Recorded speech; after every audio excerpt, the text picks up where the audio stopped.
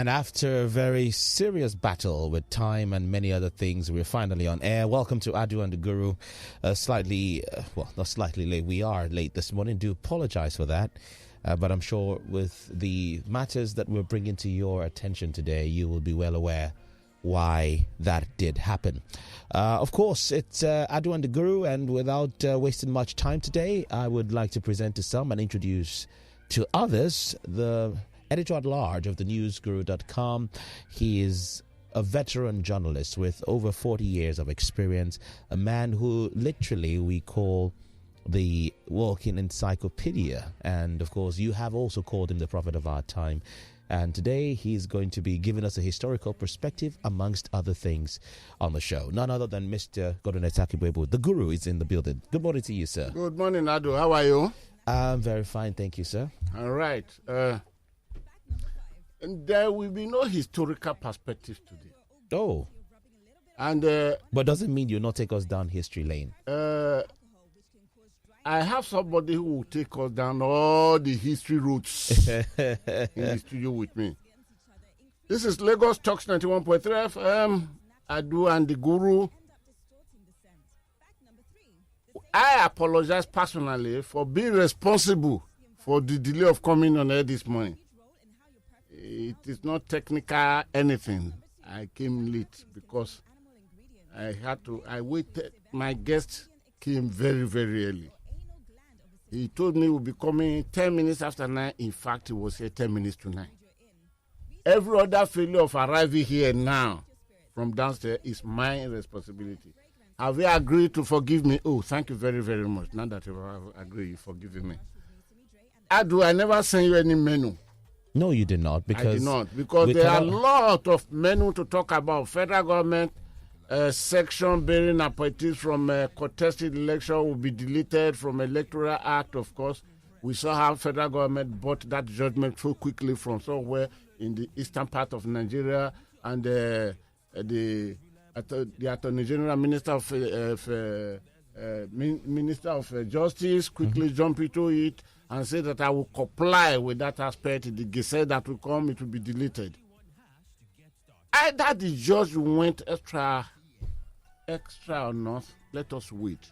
The matter shall end up in the Supreme Court. Because the judge gave judgment, instruction, delete Section 84, subsection 12, which had been 30 days to election, but which is now moved to 3 months. It must hurt a lot of people. And a lot of people are still dancing. And I know the members of the National Assembly are dancing that at the end of the day, the governors are not having the final say, because it's a contest between the governors and those that are willing to contest election and conquer. So, but we step that down for another day. And 2 immigration officers have been banned, I found, from all airports in Nigeria. These are immigration officers that specialize in collecting 20 kobo, 3 naira from 20 kobo guru. That's been euphemistic. Where Tom is not even 20 kobo, including a very small young child, 12 years old. They collected 8,000 naira from her for the child to travel. And you know what they do with this COVID? Thank you very much.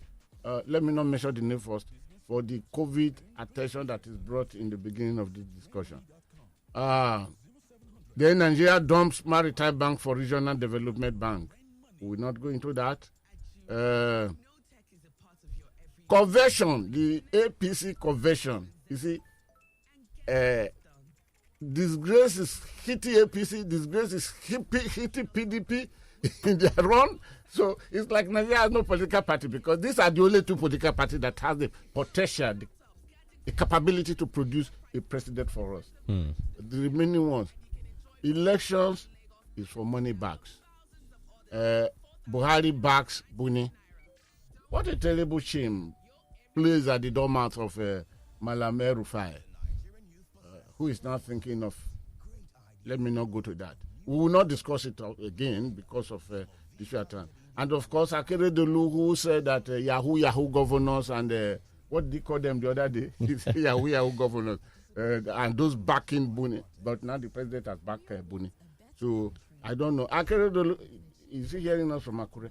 We want you to answer, is the president Yahoo president?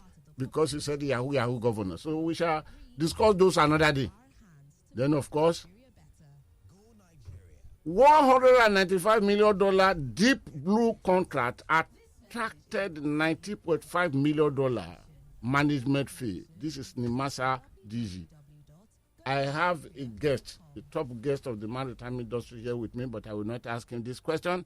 I will look forward to bringing the DG of Nimasa to come and answer that question. Except if he says he can say one word about it, I don't know. But the biggest of it, which we shall step down, is that biggest slap that ever come in the history of all African nations. Oh, the executive slap. Oh, the woman, Bianca, admitted, I gave her a dirty slap.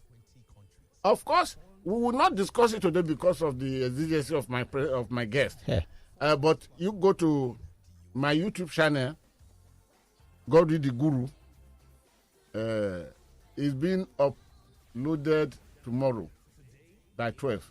So as from tomorrow, 12 o'clock, go there. Let us see how the demonstration of the largest, the biggest, the most life. We called it the executive slap. But the question is this: what makes it really dirty? Is it the speed with which it flew, or is it the length of waving of the hand of Bianca before it came on Madame, or is it because of the alcoholic appearance? Because Bianca made the allegation. I wish a medical doctor around now would have said, go and examine that woman quickly. The quantity of, is it Chelsea, is it Remy Martin? Or, you don't know names of this because you don't do that. So don't look at me like that. So we step on down. I have with me as my guest today the managing director of the Nigerian Ports Authority, Mohammed Bello-Koko. I have a privilege of bringing you. You are welcome, sir. Thank you so much, the Guru, and thank you to the listeners also. And let me first of all apologize for my inability to show up at various times I was invited. Oh. And I apologize for that, but I'm here today. Thank you very, very much for that apology, because I did not really demand for it, because thank you that you, without being placed in the dock, you defended it, because I so much mentioned in that people were calling me that. So thank you very much, sir. You're welcome. We are grateful for that. Yes. Now, time is fast spent, and the only one enemy we have on this program is time. Very soon. So let me start this way. Congratulations for your confirmation as the managing director of the Nigerian Ports Authority. Thank you so much. We are grateful. I am too. Thank you. Now, a few weeks ago, I personally, because of my inquisitiveness, I visited Ikorodu Port. You know, Ikorodu, named as a port, was one of those establishments that was foolishly done by the Nigerian government. Because knowing fully that before a vessel could come to Ikorodu, it has to pass through 3 bridges: Eko Bridge, Kata Bridge, and New Third Milan Bridge. And for a vessel to pass through other bridges must have a collapsible mast. And the cost of converting a standing mast to collapsible is as huge as the cost of building the vessel. Yet, the Nigerian government of the Second Republic decided to do that as a gift to one individual. Adesanya. That great politician that followed Obafemi, Nnamdi Azikiwe was very proper. But we are not going into that historical perspective. I told you were going to go down. I got there, sir. What I saw either agitated me or irritated me or it became interesting. I saw a lot of containers, laden containers. Then I said, why would Nigerian Ports Authority not want to release this? Of course, I know you are not doing it. You are just the landlord, the operators. Or is it that the custom are not releasing? Or are these confiscated, are these seized cargoes? Is this So I said, if any day that my managing director changes his mind and comes to the studio, I will start the question for him. What is happening? Have you been to that place of research? What is happening to those containers? Why are they littered? All right, good morning. So, the Guru, the Ikorodu terminal is a lighter terminal, which I think the purpose for building it, which you know historically, was to move in cargo, obviously using lighter vessels, now they are using barges. It was eventually turned into a location where overtime cargo will be taken to. So more like a government warehouse. Don't forget, before concession, overtime cargo was at the ports. Yes. Custom had their government warehouses located at the ports in Lagos, that's Tinkan and Apapa. Yes. But then after concession, all those places were brought down and concessioned. And there was need to look for another location. And therefore, Ikorodu was designated as a location where overtime cargo is taken to. Overtime cargo is any cargo that has not been cleared by the importer after a certain period, probably between 60 to 90 days. Okay. So most of the containers, or all of them that you see there, are either overtime cargo taken away from the ports or cargo that has been seized. Probably it has some things that are not supposed to be imported, you understand? Yes. Nigerian Custom is supposed to auction those containers. And we have also realized that it is taking too long for the Nigerian Customs to auction those containers. And it has occupied so much space. If you littering your port, yes, you are doing of the port. Yes, littering the port. Yeah, well, that's the synergy and relationship between various government agencies that we are trying to foster. Have you done anything informing the customs that this thing is littering? We have visited. I have visited Ikorodu 3 times in the past maybe 3 or 4 months. Yeah. So what we have done was to ask customs to please work with us to ensure that those containers, and there are also vehicles. I'm surprised you didn't see vehicles. Yes, a lot of things. As quickly as possible. And custom has started what they call e-auction, where people go online, look for items, and bid for them. But the speed at which it is being auctioned, we believe, can be better, can be improved, and all that. So that is being done. You can, if you went there recently, you would have seen that we rehabilitated Ikorodu terminal, because we also want it to be used as an export point from there. Move cargo for export from Ikorodu into the ports. That will stop vehicle from crawling into Lagos too. Okay, that's a very good one. There are a lot of questions that would have come on that, but because of time, let me try to jump them. Listeners, Nigerian Ports Authority we are talking about, the managing director is sitting here with me. It is his voice you've just heard. Nigerian Ports Authority is a creation of the Federal Republic of Nigeria by Act 154 of the Law of the Federation of 1954. But Nigerian Ports Authority usefully came into operation on 1st of April 1955. So if there's anything funny you'll be seeing there, attribute it to 1st of April. The joke of 1st of April. That's April Fool. And the first shipping maritime operations in Nigeria was 1472, the year 1472, in Forcados port. Forcados. The draft was very, very deep, but today I think Forcados is about 7 meters deep.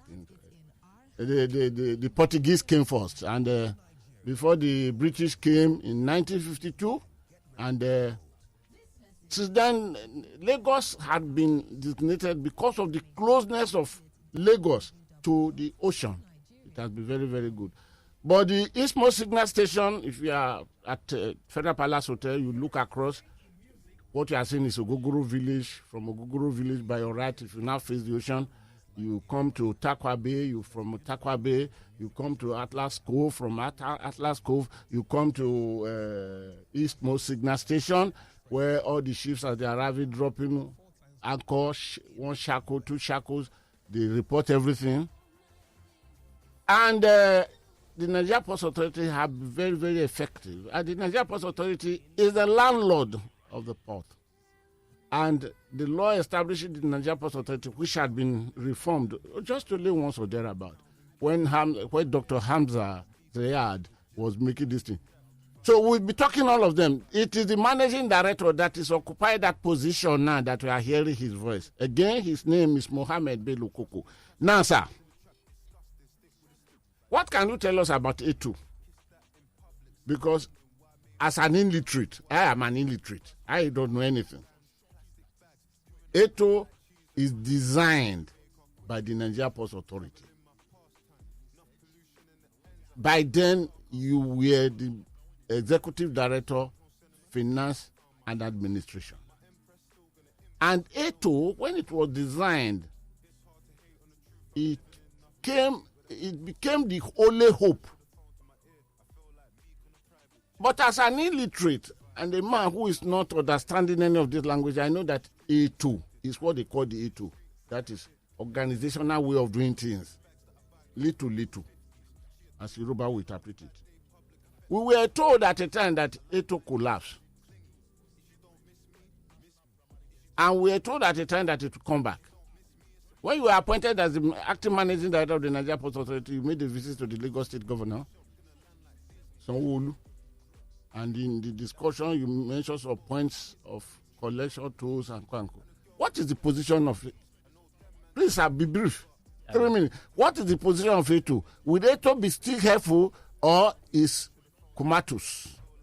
Okay, the Guru, let me go a bit historical since you like history. Now, the World Bank, we consulted the World Bank to help us look at the best way to improve efficiency at the ports. And they did a study, and one of the recommendations was to automate the trucking system into the ports. And that is the truck call-up system. And that's why Nigerian Ports Authority went into a partnership and agreement with the company for that, and Eto was created. Eto is an app which is automating the initially manual manifest of bringing in trucks. The initial idea was for every truck going into the ports of Tinkan and Apapa, especially Apapa, to go through Lillipond. And then eventually we realized it's not possible, it's not feasible. And then truck parks, we advertised and requested private individuals to create truck parks outside the red zone. The red zone here is the vicinity of the port. And a lot of people advertise, and we've given licenses. Each truck park is supposed to have the basic requirements of CCTV, which is connected to the Eto control room. It's supposed to have ballers. It's supposed to have the automated gate access control and so on and so forth. It's supposed to have 24-hour power and toilets and what have you. Now, then we created pre-gates. There are some truck parks that are What's pre-gates. pre-gate, please? A pre-gate here means you, from that truck park, you are able to go into the port directly. While some truck parks, from that truck park, you have to go to another pre-gate. That means another location. The essence here is to improve synergy and speed of flow of traffic. It never went down. What happened was there were a lot of sabotages. The cabal that are interested in manual processes that are gaining from the manual activities of trucks within that corridor actually didn't want Eto to work. But Eto has improved tremendously the flow of traffic. If you go to Apapa today, I'm not saying we are where we want to be, but the flow of traffic has improved tremendously. Where we're having issues is Tinkan. And we have been working with the Ministry of Works, Federal Ministry of Works, to see that the location between Sunrise and Coconut is rehabilitated as quickly as possible. However, recently we also held a meeting with Lagos State Government. We have set up a committee comprising Nigerian Ports Authority, Federal Road Safety Commission, the police in particular, the AIG Maritime and the AIG Police, whereby we said go around and identify checkpoints, count the checkpoints that are relevant and necessary and identify them and their location. And any other checkpoint that is not designated or approved, we should term it as illegal. And that MOU and that agreement has been signed. The police are working with us to achieve that. The Lagos State government is working with us. Does Eto have its glitches and issues? Once in a while it does. Of course. It's a system, it's an app that needs to keep improving, and we keep amending it. And we are thinking of how to get it to work more effectively, work better. There have been abuses by different government agencies and individuals. We have situations where an Eto ticket, which is normally tagged to a plate number, is used before the owner of the Eto ticket gets to the port. There is a certain building around Apapa. If you enter there in less than 20 minutes, a brand new plate number will be printed for you. And you will use the Eto ticket that someone else has, which has been compromised, and get into the port. By the time the owner of the ticket gets in there, his ticket has been used. But what we have now done is to say, let's move to QR code. The QR code will make it impossible for anybody to read. QR code. You know, I represent the people and I'm an illiterate. What is QR code? So the QR code is a new way of computer identification of anything, you understand? So instead of saying your Eto ticket, Guru, is 1, 2, 3, 4, 5, 6, the QR code needs to be scanned for that to come up. And it's so complicated, nobody can cram that.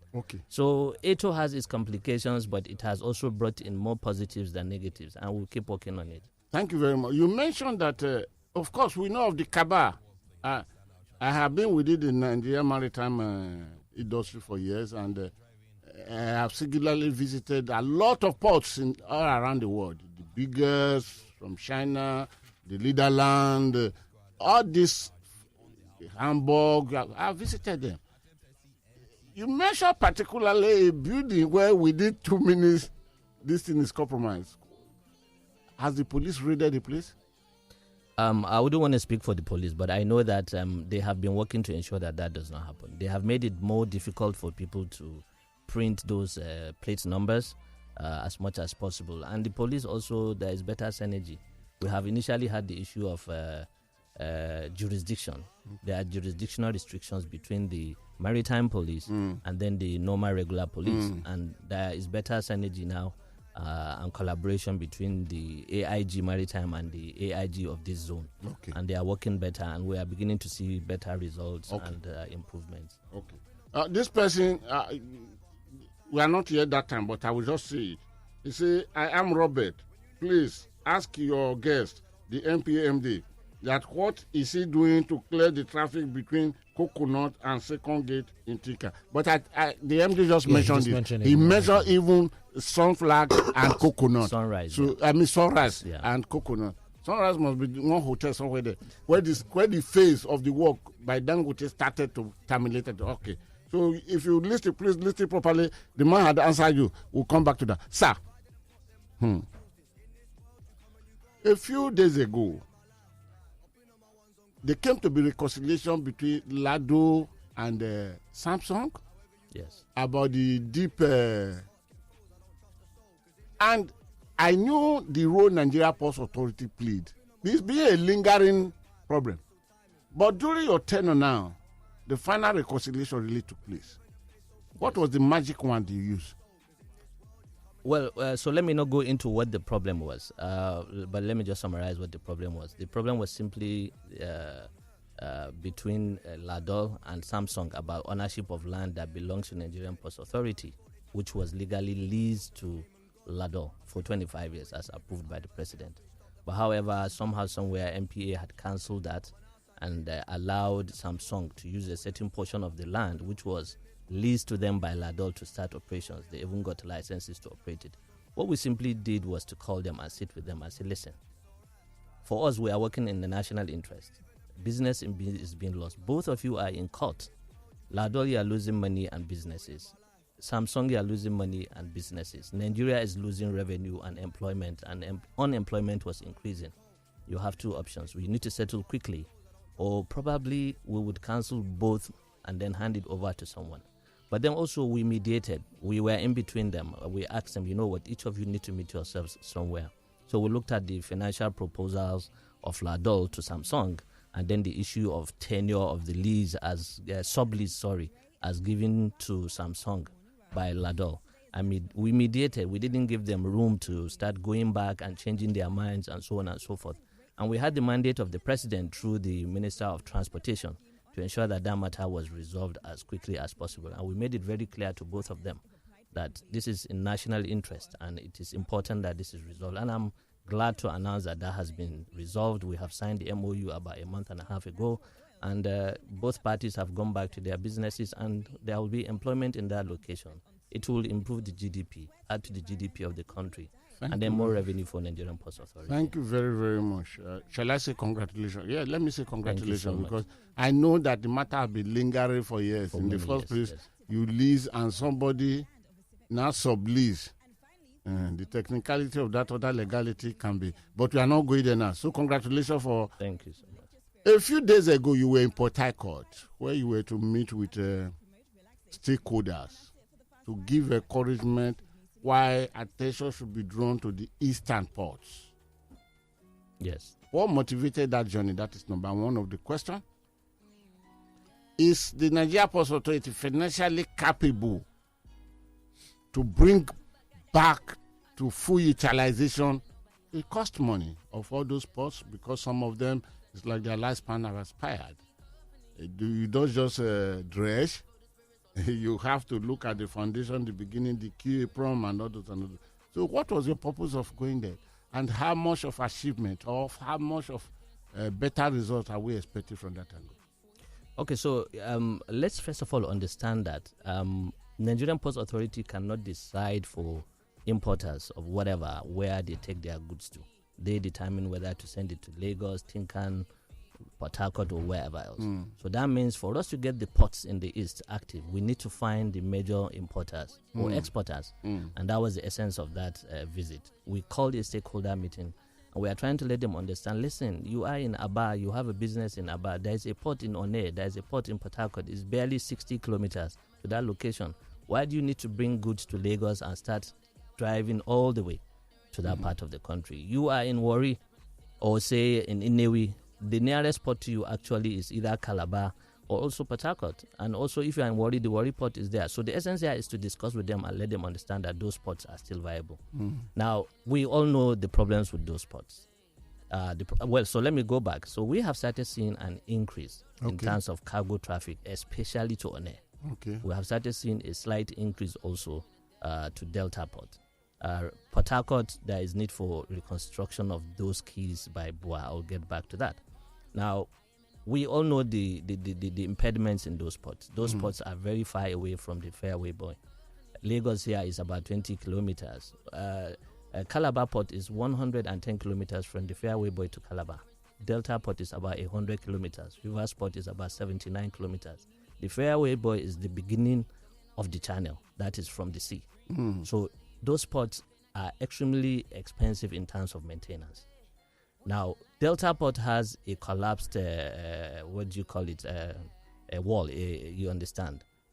So it means it has to be reconstructed. We have finished the survey there, and we hope that there could be something can be done. But the initial estimates are running into hundreds of millions of dollars. Yeah. But recently, we have just last week gotten approval to start remedial dredging of the Calabar, of the Warri Port, starting from the beginning of the channel.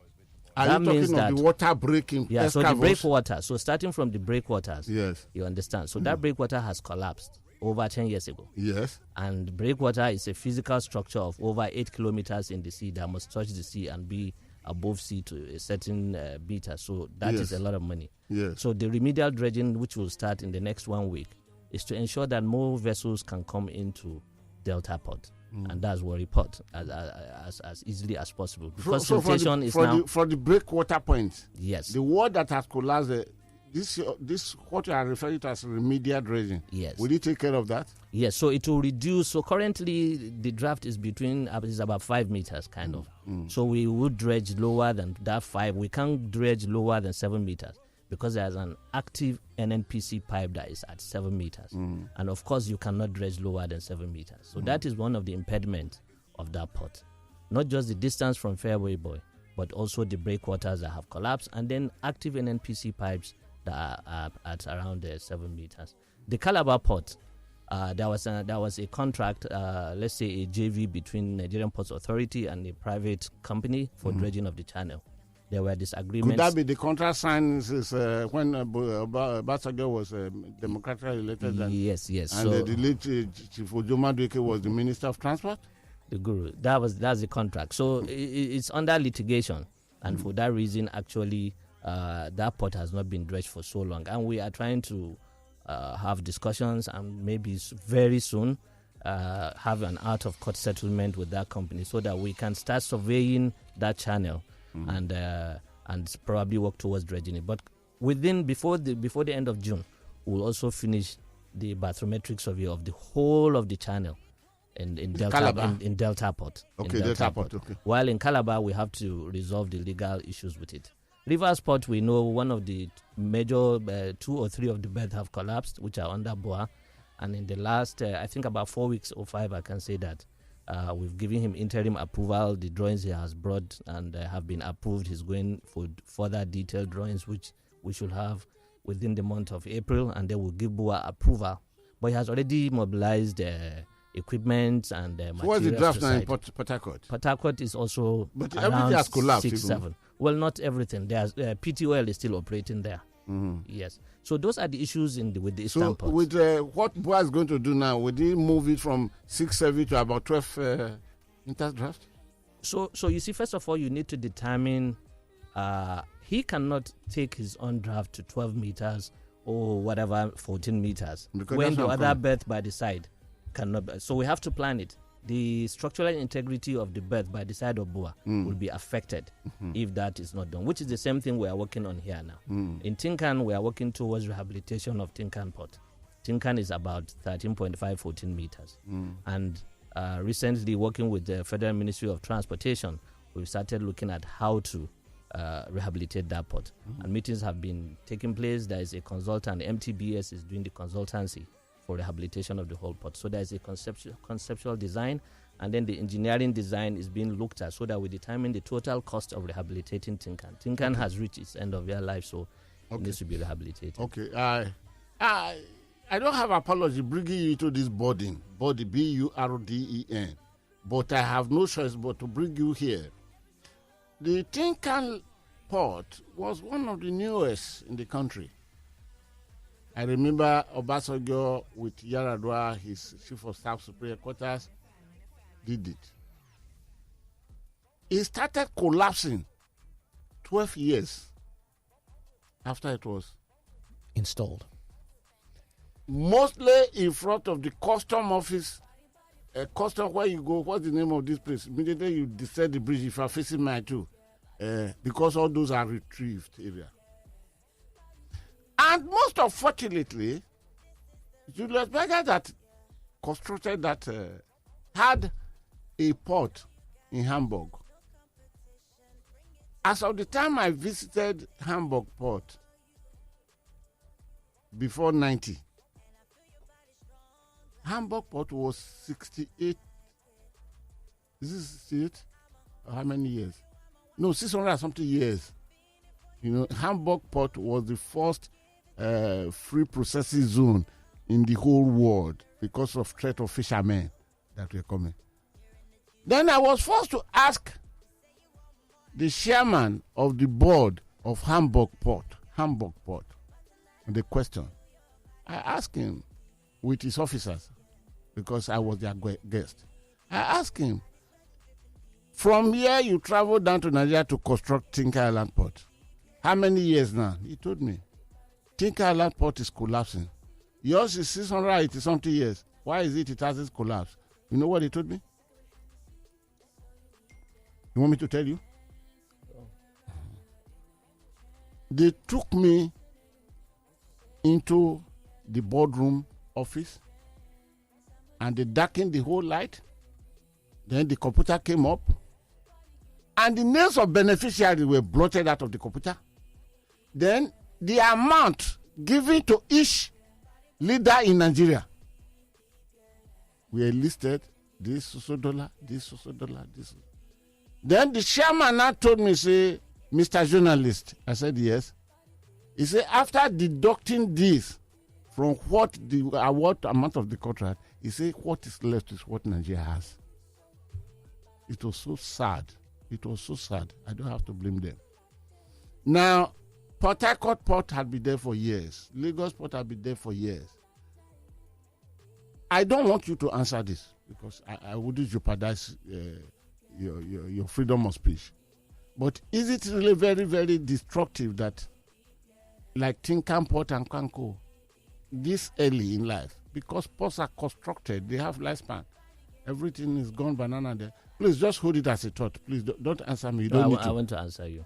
You want to answer me? Yeah, I want to answer you. You want to answer me? Yeah. Okay. So you see, at your liberty, yeah. So you are not on that duress. I don't want to go into that list you are talking about. I don't know about it. I don't know if it exists. You already did with But David. however, you see, the collapse of Tinkan is because of the maintenance culture over time. There needs to be regular conditional survey of the sheet piles at the in the port. The sheet pile is the metal used and then whatever. If that was done over time and corrosion is reduced, I know that we've been doing it, but it's remedial.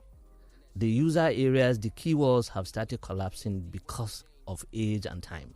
And they have to be reconstructed. The technology and whatever that was used then. Don't forget, I mean, the weight of cargo in those days as projected was lower than what it is now. So there is more cargo coming in. The sheet piles need to be changed over time also. And that is what we are about to do now. We are doing the conditional survey of the sheet piles. We are looking at the integrity of the key walls. And then how do we reconstruct them? Do we reconstruct Tinkan and take it down to 16.5 meters? Or do we leave Tinkan where it is now, around 14 meters? These are the discussions we are having now, and very soon we will go ahead and take a decision with the Federal Ministry of Transport. And when it comes to funding, MPA might be able to fund it, but we had a meeting with the World Bank and IFC last week in terms of providing funding for rehabilitation of Tinkan. Okay. We'll have another one with AFC later today. From here, that's the next meeting we're going to have. So we are looking for alternatives. We want to give government alternatives. Will government allow Nigerian Ports Authority to use a certain percentage of its revenue to fund this reconstruction? Or are we going to go borrow money? Or do we tell the terminal operators to reconstruct and then we amortize over time and so they recoup? So these are the discussions. We need to look at what is the best interest of the nation and then take that decision. Okay, we are moving towards... your last comment. I know the news broke in January where your media office said you were looking for multilateral agencies. Is that inclusive or exclusive of the World Bank, or are there other people you're considering for the reconstruction? Yeah, so there are multilateral lending agencies from France, South Africa, and what have you. Okay. But it's for us to provide to government the best options, probably 2, 3, 4 options. Okay. You need to look at the cost of funds. Are they asking for sovereign guarantee, or are they going to depend on the cash flow of Nigerian Ports Authority, or are they going to construct fully, or do they want PPP like the World Bank? The World Bank will not fund anything that is 100% IFC, that is 100% government. It has to be PPP. So that means government brings some money, the private individual, probably in this case we're talking about the terminal operators bringing in some money, and then IFC bringing in more.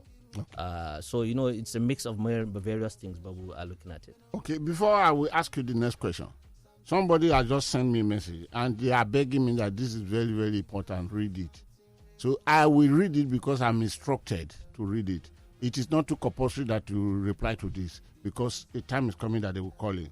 He said, "Good morning, sir. Sir, kindly ask your guest why MPA is not complying with federal government directive to pensioners increment wage and overdue since last year, November." It's okay. Ike, please put it down for your... I will answer it, don't worry. Okay, just a minute. Yeah, in a minute. Now, the government policy says you increase pension in 5 years or whenever you increase staff salary. MPA has not increased the salary for over 15, almost 20 years now. That's what we are working on anyway.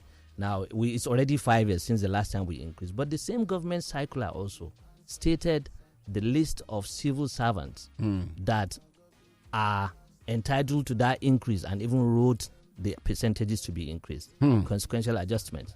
However, it also says any government agency that has pensioners that don't fall within this list, write to us, that Salaries and Wages Commission, and we will tell you how much you will pay or what percentage you will increase. And that's what we have done. Okay, we have written to Salaries and Wages Commission. We have had an in-house committee which I set up, which has come up with suggestions on our increments. Okay. But we need the Salaries and Wages Commissions to properly advise us. So tell whoever sent that chat, I'm sure he's listening now, that we are working on it, and I promise you that as quickly as possible, that will be taken care of. One day we'll be pensioners, and we also want to have these increases when they are approved. And those of us who are not pensioners. Okay, now, what new should we be expecting from Mohammed Bello-Koko? So when you say what new, so first of all, within the maritime industry. Okay. Not your personal business in my house. Fantastic. Okay. So first of all, Nigerian Ports Authority is strictly set up for trade facilitation. And it is important we understand that. Trade facilitation here means... Please, sorry, sir, can you hold it? Yes, please. Sir, the question, what news should we be expecting from Mohammed Bello-Koko that will be happening in the maritime industry, mostly in an economy like this, and mostly there is scarcity of what the Wari boys call wadudu. So what news should we be expecting? Okay, we will not be reinventing the wheel. However, we will pay more focus on what our mandate is. Nigerian Ports Authority is meant to be for trade facilitation. Trade facilitation here is whether as you are importing or you are exporting or between individuals involved in businesses through the maritime industry, which accounts for over 90 or so percent of goods being traded. But for us to achieve this, we need to reduce human interference. So one of the major focus I would have, or we will have as a team, is port automation. We need to automate our processes. We have automated the financials inside the MPA in terms, so we have Oracle Financial, Oracle Hyperion, Oracle Budgeting. But harbors is still manually done. So from when the ship berths comes into the fairway boy to when they berth it to when the goods are offloaded and so on and so forth, it's still to a large extent done manually. So that manual interference, human interference, causes delay. And because of that, we have in the past 4 or so months have been in touch with the IMO. The IMO is consulting for us to deploy what they call port community system. International Maritime Organization? International Maritime Organization. So they are consulting for us to deploy what they call the port community system, which is a system that improves automation in the ports. The IMO has actually requested all the ports in the world to automate by 2024. So that mandate, we are taking it seriously. But without that mandate, we started that actually. And the first set of virtual meetings were held with IMO, and we got in custom officials, immigration, Standard Organization of Nigeria, the terminal operators, clearing agents, their representatives, and so on and so forth. We didn't call everyone, but we call everybody, but we called everyone to send a representative. Okay. Now the next phase is for them to come visit Nigeria and do on-the-spot assessment. When they do on-the-spot assessment, they will determine what it is we need, where we are now, what do we need. And that port automation system can now kick off using the port community system. The other thing is we are going to take seriously rehabilitation of the ports. We have decaying infrastructure, and we want to concentrate our expenditures on capital expenditures in terms of rehabilitation of the ports. We will speak with government. We are discussing to find ways to allow Nigerian Ports Authority to use some of the money it is transferring to CRF to probably be allowed for port development and infrastructural development. And we believe that will add value, you understand. So Tinkan and Apapa, and then, of course, the ports in the south. And then the other thing is to get the eastern ports But working. Tinka and Apapa, they are also in the south. Well, in the south. So you can call it in the east. Then the next thing is to get the eastern ports working. There is a lot of investment in those locations that there is line fallow. On a port is doing very well now. It has picked up. There's competition there in terms of container traffic that has been coming there. There are now 2 terminals that are bringing in container ships into that location. We are beginning to see a slight increase also in Delta Port, but we believe with the remedial dredging we are about to start this month that that will improve. Calabar too. So by discussing with the various stakeholders, we believe that we'll get the eastern ports. Okay, on that, sir, permit me to ask you one very essential question, because people are out there waiting to give opportunity to call you. The Calabar port has the longest channel in the whole of west coast of Africa. Speak to us as a patriotic Nigeria here, not the managing director of the Nigerian Ports Authority. Can we really is it maritimely wise to think that we should embark in that dredging? So you see, the best answer to that would have been when we finish the survey of that place. But I can assure you that it's going to cost hundreds of millions, tens and tens of millions, probably above 100 million. I am absolutely sure of that to dredge Calabar. Are you not talking of billion in dollars? No, I'm talking about hundreds of millions in dollars. You understand? So let's even cut it down to barely $100 million to dredge that. Now, for you to do that, it means there must be economic value for it. You understand? Okay. And if we can get that, and then the roads leading to Calabar need to be okay in such a way that people can carry their goods and so on and so forth. So it's a study that needs to be done.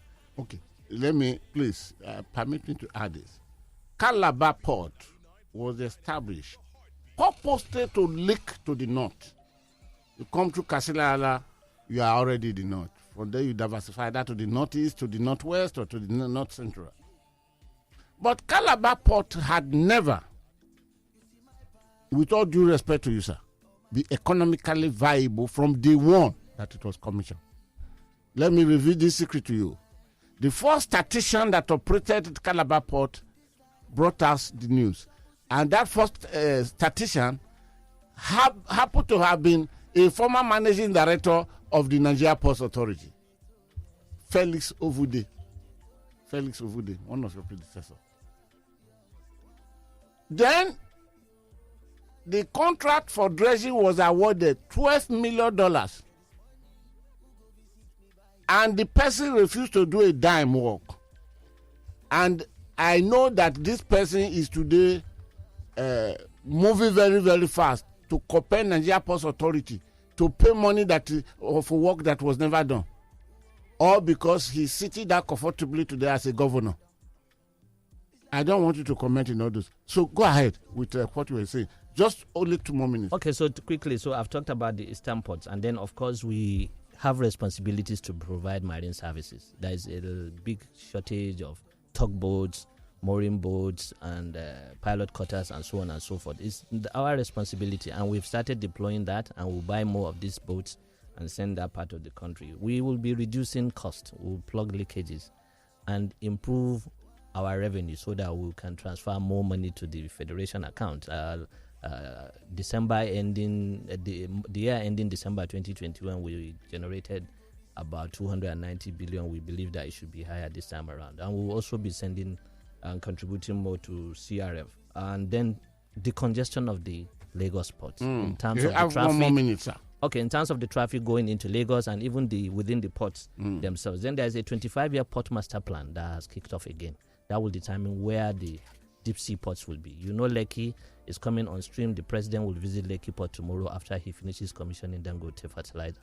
And that port is going to have 16.5 meters draft with over, the first phase is 680 meters of quay wall. At the end of the day, it will be over 1,500 meters of quay wall, and then it will go deeper. And we're happy it's coming up. But that Badagry deep sea port, the proponents are very serious, and we're working with them to ensure that comes on stream. And then the Bonny deep sea port also. So these are the focus that we would have as a management team, and myself be driving it. Thank you very, very much. I wish you the best of luck in all those. What is the percentage of shareholding Nigeria Ports Authority has in the deep sea port? In Lekki is about 20% or so. Yep. Do you think the Badagry will come alive during my lifespan? Lifetime? Oh yeah. The OBC has been concluded. The FBC is being reviewed, and there was even a visit to the location in Badagry on Friday by the committee set up by the Federal Ministry of Transport, comprising MPA, the proponents, and ourselves. And we even have interest by other, outside port authorities that are interested in investing in Lekki Deep Sea Port. So the Lekki difference between those who are proposing something outside Nigerian Ports Authority and have been put to rest about concerning Badagry. Okay, you are not supposed to answer that. Now, the hour has come. Adu, open the phone, open the last. You may probably want to start from your friends. Please. Yes, so I think please we start be with our friends prepared with to the pen. take notes. All right. After some questions, then you can combine them together to save time. Let me start from quickly. I'll just breeze through this one. Peter Newland, beg your pardon, from Kirikiri town says, "Good morning, Adu and Guru.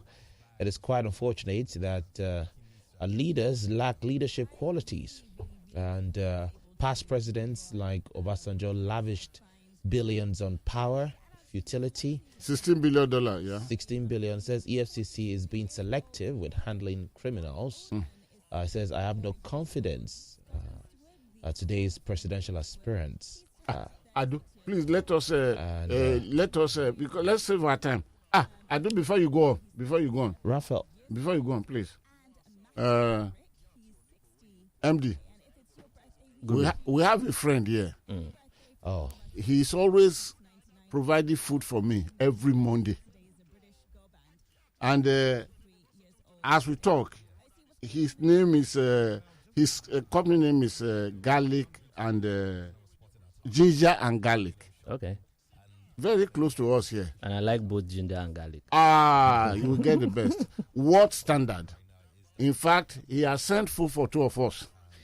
Oh, really? Oh, that's so nice. Very soon I will ask them to bring the food into the studio. We'll present to you so that even your cameraman will come and take pictures and review your camera. His name is Andy Uchi. He has called me now to remind me that the food is here. Andy, I've seen it, and I can assure you, I will never eat the portion of the one belonging to the managing director. I don't want to burst overnight. So thank you very much. I do go ahead. Thank you, Andy. Be selective a little with those. Okay, so I think you've read this one of pensioners. And it's done. Okay, this is coming in from Stephen. It says, is it true that ports in other parts of the country have not been opened due to political reasons? Please remark that so that I can answer it later. Go on. This is Ade saying, I am a manufacturer. Needs to import raw materials and sometimes export finished products. Mm-hmm. It costs as much as 1.5 million naira to deliver a 40-foot container to Ikeja. And to move a 20-foot container to the port is in excess of 600,000 naira. Even when I offered to truck the goods to Apapa at my own cost, it didn't reduce the cost of moving the goods to the port. How is this possible if ATO is working? Or is it the design? Okay, please remark that too. Adu, maybe you go to the phone line. Okay. Please. Phone numbers 0809 234 5913, 0809 222 0913, and 0809 191 3913. Turn off your radio, please, when you call. Hello. Hello, good morning. Good morning. My name is Femi. Shagu, please, you have a minute today because of the volunteer, of course, we are expecting. Femi coming from Delta State. Come again? I'm fine. Adu Yes. and Guru, we talked about this power sector. Even Adu contributed. Bring that minister for power to come and talk to us about this cement project. That is the only single step they are taking to address our power sector. Okay, please, let us narrow the discussion to maritime today, please. Thank you. Hello, good morning. Good morning, Turn off your radio, please. Okay, sir. Good morning, sir. This is Mrs. David calling from Ikorodu. Okay, madam, you are welcome. You have a minute, please. Okay, sir. Please, sir. I was the one that sent a message recently, and the MD denied it. But I just want to comment that all the evil that the past MD they have done and the one they are doing to the aged people, God is going to require from all of them. All the lies they have been lying towards the pensioners, they are parastatals, and yet they are suffering like a pauper. They cannot even afford to eat 3 times a day, and they are sitting down on those rights. Federal government said that they should increase wages, pensioner salaries, and they refuse, including the past ones. God will judge all of you, and God will require the blood of those that have died because of all this suffering over you, especially you people. Okay, madam, thank you. I can see the pain, but we have to be, even within the kingdom of chiefs, there must be honor. Must be civil with your words. One more call before we go back to the phone. Hello? Hello. Hello. Yeah, good morning. Yes, good morning. Yeah, please, my question is, I want our guy to talk about the e-evaluation and the e-invoice, then including the Trade Act that the Mr. President signed 2020, which is supposed to be in place 2021 January. What is happening about this? What are they doing with Nigeria? Why are they playing Nigerians? Okay, thank you. He will answer now. Sir, you can answer maybe from this last one, the E. The e-evaluation, I don't know if he's talking about in terms of the custom clearance and evaluation. If that is it, that's Nigerian customs, actually. Yes. And in recent times, we have also reached out to Nigerian customs to find ways to resolve these issues, if that's what he's referring to. Let me speak to the pensioners. And madam, I feel your pain and the pain of the pensioners. And I can assure you that we have no reason whatsoever to hold on to that which is due to you. our parents are pensioners. We will one day be pensioners also. In recent times, madam, I don't know if you know, I and my team approved the payment of the pension entitlements of those that retired either in 2018 or so. They went to the press, they went to the newspapers to tell us thank you. But we are doing our work. We don't need to be thanked for it. Madam, let me repeat once again what I had said here. The federal government circular that came out requires that we adjust your pension normally after every 5 years or when we adjust staff salaries. We haven't adjusted staff salaries. Almost 20 years. But however, it's 5 years now since the last review of pension. And the circular says that where the pensioners don't fall into a certain category of civil servants, which is where we belong, we should write to Salaries and Wages Commission. Madam, we have a department called Employee and Labor Relations. You can get in touch with them. They will give you more facts. You can go to Superannuation Department. The GM there, Tony, will give you no facts. I will not come here and lie to you, neither will I lie to Nigerians. That is the fact, madam. In government, there are rules, there are regulations, there are policies, there are procedures, and we are following the procedures. And I apologize that it's taking forever. But you know what? We have done what we are supposed to do. And our staff in Abuja are also following up. And I promise you that immediately we get the directives in terms of the increment that needs to be made, we will increase it and we'll make sure you are paid. Okay. And I'm sorry that you are going through where you are going, madam. Nobody will be happy to hear that. Okay. On the issue of transportation of containers. Oh, please reduce it to 1 minute now. Okay. The issue of transportation of containers, we cannot determine for transporters, for truck drivers, how much they charge you. You understand? Someone somewhere need to regulate that. That we are not the regulatory agencies. What we are promising you is improved flow of traffic. Trucks that are hitherto used to spend 3 weeks, 4 weeks, 1 month, 2 months are spending far less. We all know that in Apapa. From the truck parks, they can easily get into the ports. We know that there are problems in Tinkan and we have accepted it here and we are working to see that that road is reconstructed quickly. We have also accepted that there is need for us to improve the services as it relates to ETO, and we are working on that. It's an ongoing process. But we cannot determine how much. And you see, I think the problem here is the normal Nigerian thing. Whatever goes up never comes down. So if a trucker was charging you 1 million or 2 million when the traffic was terrible, they are not ready to come down now. And secondly, if your activity was recent, the cost of diesel has gone up too. That's probably good. Over 100%. So that means you should expect a likely increase.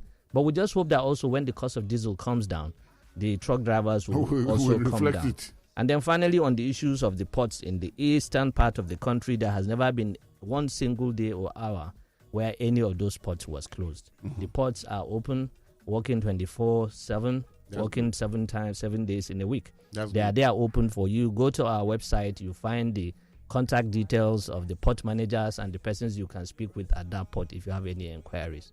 And our website will also enable you to send other inquiries, and our Servicom department would this thing. There is no politics in terms of ports closure or opening. No government would close any port for any reason whatsoever. Okay. Thank you. Thank you very much. But please don't forget, in case to give your website when we're at the closing point, so that everybody can follow. Adu, please. Are you now? Yes, Twitter. Adegboyega Adedeji says, my question. We are now on Twitter, please. To our honorable guest is, these cabals that don't want ETO to work, are they visible? Can they be identified? Are they workers of the Nigerian Ports Authority? Are they untouchable? Can the cabals be eradicated or perhaps managed? I will answer that question. I will answer that question. I waive it. The MD will not answer that, but I will answer it. Okay, you answer that. This is Alpha Olive on Twitter says, are you happy that all the agencies of government in charge of the ports management, such as NEMASA, MPA, Shippers Councils, etc., do you think it is fair to us? Okay, you didn't finish your statement here, sir. We cannot impeach into his mind what he never revealed to us. Yes, you can't finish your statement. All right, back to the phone lines. Hello, good morning. Hello, good morning. Yes, good morning. Radio Talks don't want to contribute to the Guru's program. Can I speak to them? Yes, please. What's your name?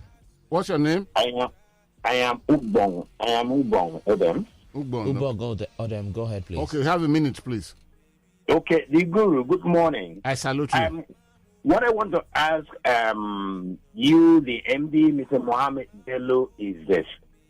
We have the port that we have in the east that I did lead to. They are not closer to the Atlantic Ocean like in Lagos, Tinkan, and the one we have at Eket in Akwa Ibom State. Why, instead of spending much to dredge the smaller port there, why don't we channel that to constructing good roads and get the one at Ibona, at Eket? We have mobile there. That's my question. God bless you. Thank you. Go ahead. Okay. Hello? Please turn off your radio. Your name, where you're calling from? This is Usman, calling from Vanide. Usman, right, you're Usman, welcome. go ahead. 1 minute. I want to ask, is port or are they with custom? No. This is the person with me here today is the managing director of the Nigerian Ports Authority, and the Nigerian Ports Authority is totally quite different from the Nigerian Customs Services. Yeah, because most people would probably think because they operate from the same place. Hello, good morning. Hello, good morning. Yes, good morning. What's your name? Where This you calling? program is our program. You and Guru cannot start forcing things on us. The thing that is there, we talk about NEPA, the power, and you even contributed that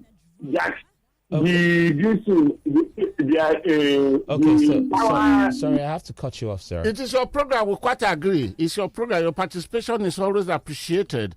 But don't forget, each week we have a subject, and we try our best to bring authority on that subject here. You didn't bring the authority. So when you were talking of, is it NEPA? Yes, power. We'll address power at a different time. We address power. I don't mind if you endorse me. I will go and bring Papa Olusegun Obasanjo to tell us how his price is $6 billion without light for you. But you encourage us, so maybe you drive me to Abeokuta to go and discuss that, Daddy. Go. Okay. Hello. A very good morning to you. Good morning, Prince. Prince YS, yes. Yes, too. You have a minute, please. Okay, thank you. God bless you all. My question to our guest is this. Our mind to always jump past. Some people are telling us that before you allow the cargo to enter port, they must pay bribe. And those who refuse to pay bribe, you let them on the queue. That's why free road is being blocked every time. Is it true of us? And the why? The FRO always blocked by cargoes. Please tell us. God bless you. Maybe he will talk about it for a minute because we have shortage of time now. Maybe he answers those ones while we take one. Please, can you just answer this one, but very, very briefly? Okay, quickly. The person that called about Eket, there is also a proposal by the Akwa Ibom State government to set up the Ibom Deep Sea Port around that location. They have done their studies and we are waiting on them.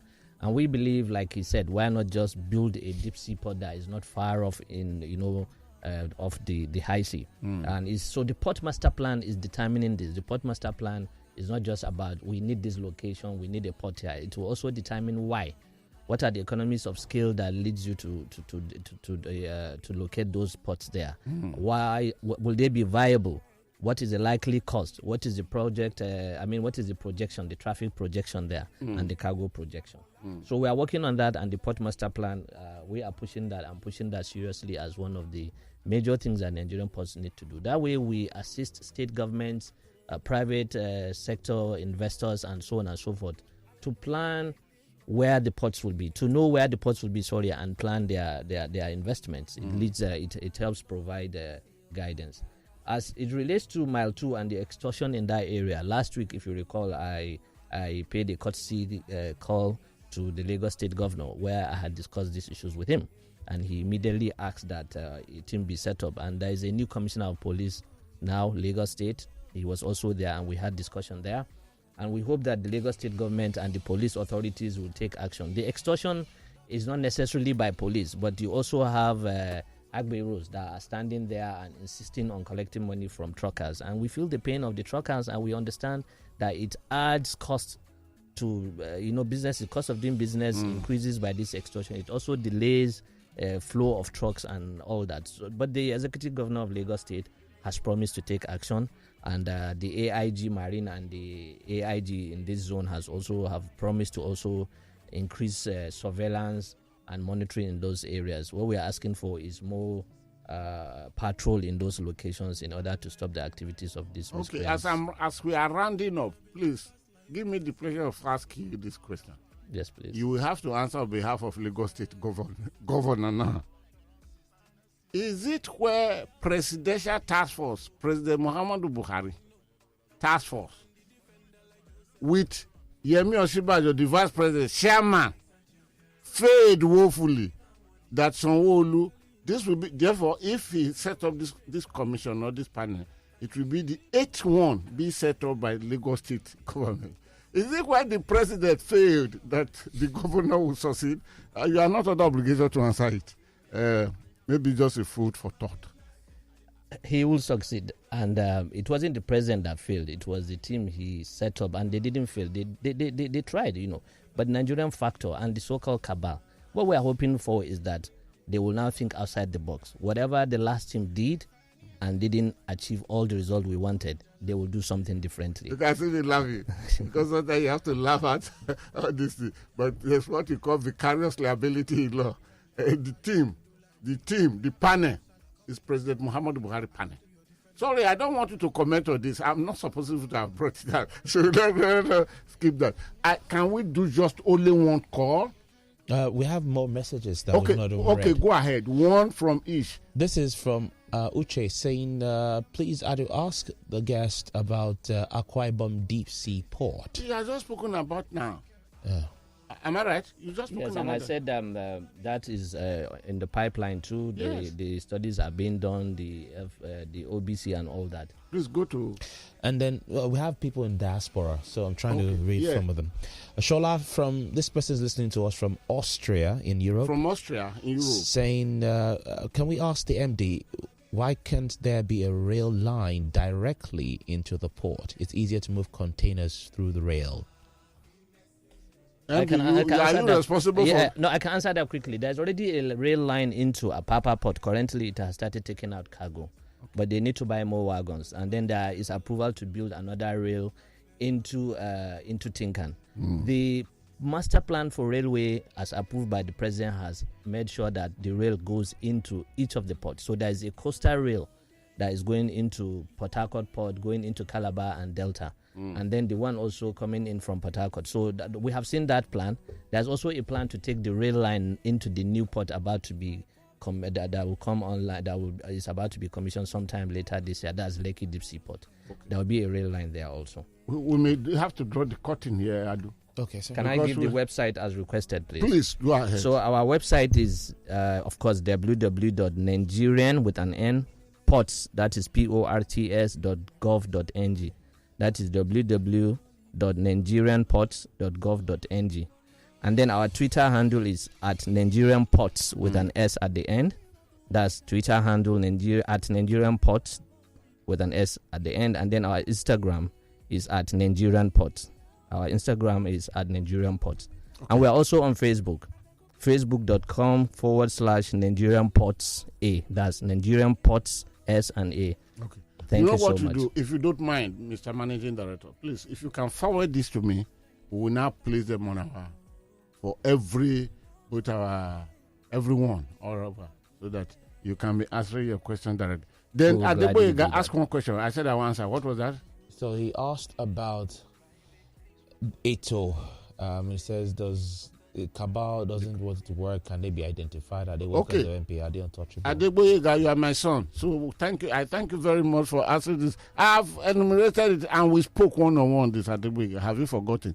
If your father at this age will not forget something, why you my son? The gang up there, I told you, every week there's 1.5 billion naira they share. The police is there. The Navy, some members of the armed forces are there. The road, what do you call them? NURTW, National Union of Road Transport Workers. In fact, there was a day I was going to bring the third person in command. Don't ask me command to what. He told this to you. He agreed with me only for him to called me 3 a.m. to say, sir, I cannot come again because I sought permission from my guy. He said, no, don't go there and talk. So there are many. Some officials of the Nigerian Ports Authority are there. There is no doubt about that. But I don't think this young guy will be part of that. The questions are there. Federal road safety costs, they are there.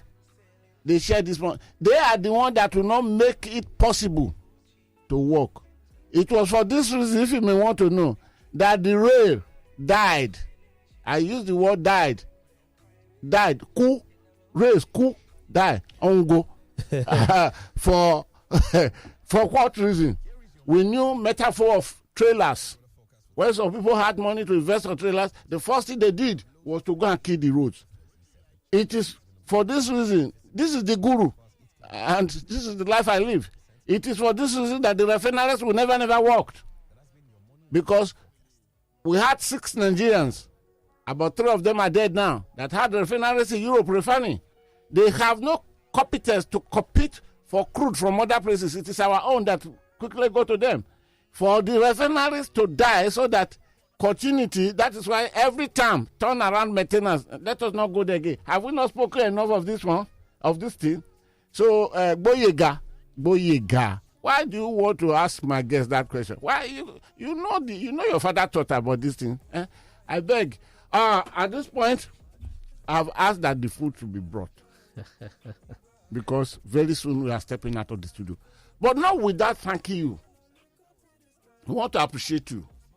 And you know my name, that my name is not Oliver Twist. Yes. But for the purpose of keeping this show alive, that touched lives of all Nigerians and being listened to all over the world, millions are listening to us all over the world, including China. I don't mind assuming that name Oliver Twist. I knew what it cost me in terms of lobbying, begging. About 5 people have just come in and said, so eventually you brought this man to your studio after this. But thank God you apologize. Would you mind, sir, we did the next, in the future, if we call you, would you oblige us? Just tell the people, let them hear you. Oh, yeah. It will be my pleasure to come back here. Whatever we need to do to let the people know what we are doing, share with their worries, provide solutions, and so on and so forth. It will be a pleasure to come back here anytime. Okay. Thank you very, very much.